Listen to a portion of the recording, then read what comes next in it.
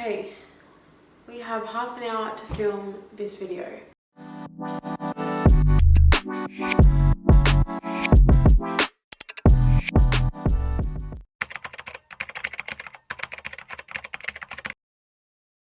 So welcome if you are new to this channel. I'm going to try and make it through this video without crying. Those who are close to me know that I literally cry in every given moment throughout my life. Brucey's about to, you'll probably hear him snoring in a second. But anyway, as I was saying, this video is the reason why I had such a big urge to start my channel. I wanted to tell people what I've been through because when I was in the position of being diagnosed with PCOS, I didn't know what that meant. I had never looked into PCOS before. I didn't even know what the acronym stands for. But the reason why I got the urge to start my YouTube is because first thing I did when I got my diagnosis was started Googling all about PCOS. There is a lot of content online to read through, but for me, my learning style isn't sitting down and reading pages and pages worth of information. My learning style is by listening to someone talk, but also by visually seeing, diagrams. So YouTube is a platform that I've always used when I'm looking at content online and really researching about something. So the first thing I did when I got my diagnosis was I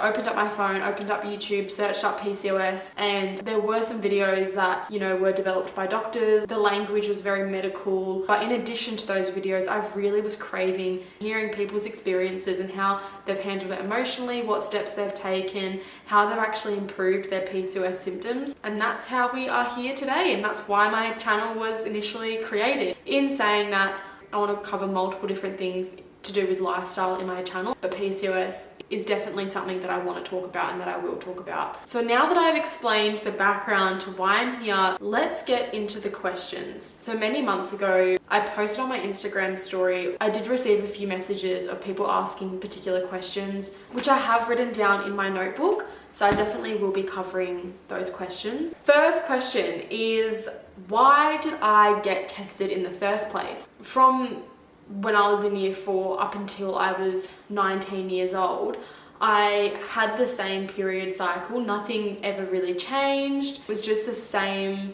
cycle every single month. During lockdown, which was when I was 19, 20, all of a sudden I noticed that my menstrual cycle changed quite drastically. I'm very grateful to have never lost my period, but all of a sudden, each time I got my period, it was a day or two late. And then 1 month, it was over a week late. Also, in addition to that, the heaviness of my menstrual cycle went from here to here. Like all of a sudden, it was extremely heavy. And I was usually used to 5 to 6 days of a cycle length, which shortened to 1 to 2 days. And it was late on top of that. So there was enough sign for me to think there isn't consistency in my cycle anymore, and having that abnormal period cycle is something that I wanted to figure out the cause of. I wasn't overly stressed about it. It was more so every single month I was finding myself doing pregnancy tests. I wanted to be able to not have to be in the unknown every month. And another really big factor that made me book into the doctor was that I was going to HIIT, which is high intensity interval training, multiple times per week, and on top of that I was doing weight training and going for walks as well. And mind you, I wasn't eating unhealthy. I cooked at home majority of the time. Yes, back then I ate gluten and dairy. The way that I was eating just couldn't have been the reason why I was putting on weight while still exercising so much. So for me, I noticed straight away my period cycles have changed and I'm still putting on weight. What is going on? And also my PMS symptoms that I was experiencing to a very high level, to the point I was like, why am I feeling this way right before my period every single month? There's intense food cravings, irritability. So I was feeling so aggravated, like a ball of fire every single month for a few days. My cramping was extremely bad to the point I had to leave work because I literally couldn't function while the cramping was happening. And I was experiencing more acne than usual. I had breakouts constantly. I never had a day where I didn't have a breakout. It didn't get to a really bad or severe state. It wasn't something that I was used to. And something else that I was experiencing for quite some time at that point was excessive hair growth. My heritage is half Italian and half Australian, so I always thought that my excessive hair growth could be related to the fact that I'm Italian. So all of those symptoms is why I booked in with the GP to get whatever test I needed done to figure out what was the root cause of all of these symptoms. So moving on to question 2, what steps did I take to get my diagnosis? So you've already heard I booked in with a general GP, and I basically told them my symptoms over the phone, and they referred me to go get my bloods done and to also do an internal ultrasound, which I was so terrified for. That helped so much in receiving my diagnosis. The type of PCOS I have is adrenal PCOS. So the usual things that the doctors look out for with my hormones weren't necessarily ringing any alarm bells, but the internal ultrasound confirmed the amount of cysts that I did have on my ovaries, which helped the doctor in giving me my diagnosis. I did not get a good experience when I was given my diagnosis, and after I was given my diagnosis and was doing my own research online from other people that have been diagnosed before, it is a very common thing with PCOS that doctors will just brush you off to either get a hormonal supplement like the pill or to just lose weight without telling you or looking at the way that your body works, or referring you to somebody that knows about that stuff that can inform you of how your body processes particular food and what the best steps for you to lose weight are. I was literally told to just lose 5 kilos in 6 months and then come back to them. I'm not dismissing doctors at all. That was purely just my experience, and I still see a doctor to this day for my PCOS. It's just not that place. Flowing on to the next question, what was involved in the diagnosis? As I mentioned in my previous answer with my naturopath,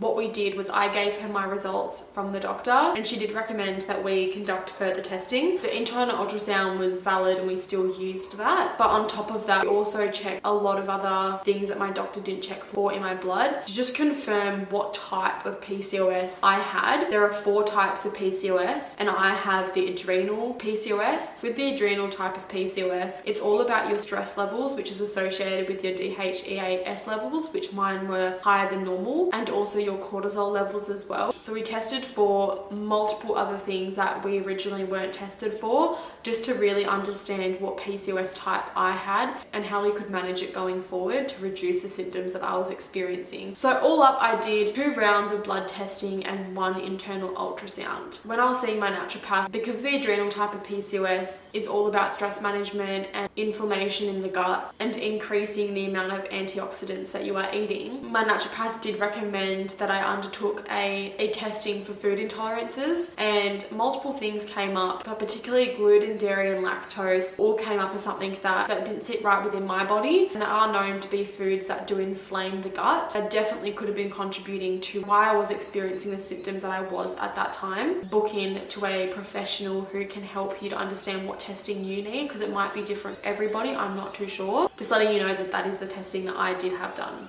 Okay, next question. What happened after the diagnosis? Very conveniently, at the time that I was experiencing all of this, I was also studying change management, and one of the theories behind change management was the Kubler-Ross model, which I'll put up on the screen here for you to look at and take a screenshot of if you would like. But when I was learning about the Kubler-Ross model and learning about each phase of the model, which basically illustrating the phases that people experience when they're going through change in their life. When I saw this model for the first time, I was in the experiment stage. I had already been through the first 4 stages, and that's how I sort of paused for a minute, and straight away I thought, this is exactly how I felt. And just to hear that is a normal way of reacting to such a big change in your life, it was quite comforting to know. In case this is the first time that you've heard Kubler-Ross model, I would definitely recommend having a good look at it and also looking at how to navigate through those phases. And I was studying how to help others get through those stages. To answer the question of what happened after the diagnosis, the first stage was shock. I had never heard about PCOS before, and I had told so many people in my life before that a big fear of mine would be infertility, because I always really wanted to be a mum,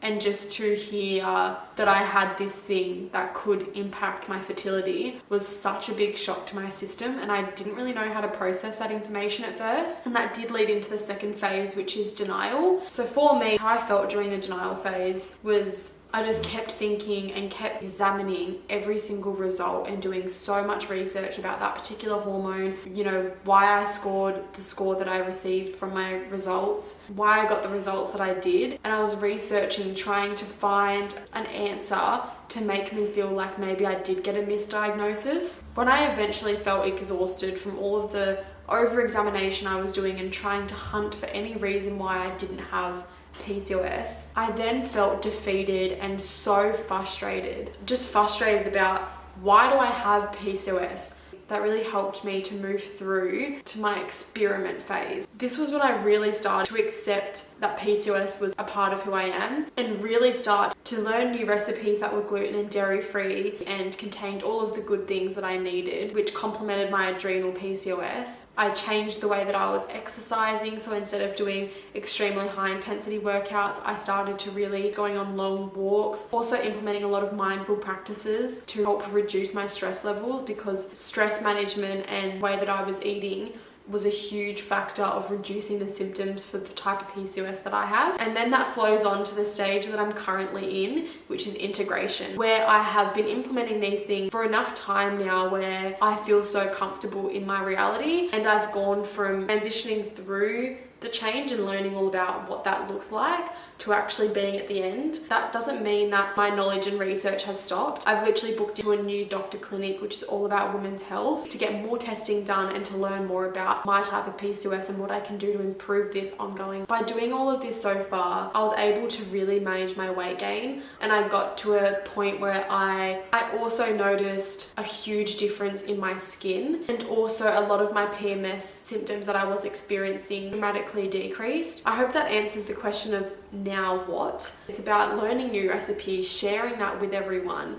and constantly expanding my own knowledge. And I will wrap up this video with the last question, which what has helped me the most? 100% understanding the foods that I do have an intolerance to, speaking with a naturopath, and also for the stress management side of things. I've been seeing a psychologist for a few months now, which has really helped me to reduce the amount of anxiety I was experiencing. My anxiety was definitely linked to a bunch of other factors as well. My PCOS really elevated my anxiety. So seeing a psychologist to really manage my stress levels is definitely one of the many things that helped me throughout my PCOS journey. But if you want to know more about what recipes that I've learned and what else has helped me, please let me know in the comments down below. And if you are watching this because you have recently been diagnosed with PCOS, you've got this. You've made it to this point of the video. Thank you so much for listening to my journey, and hit the bell button to get notified when I have a new upload. Mwah!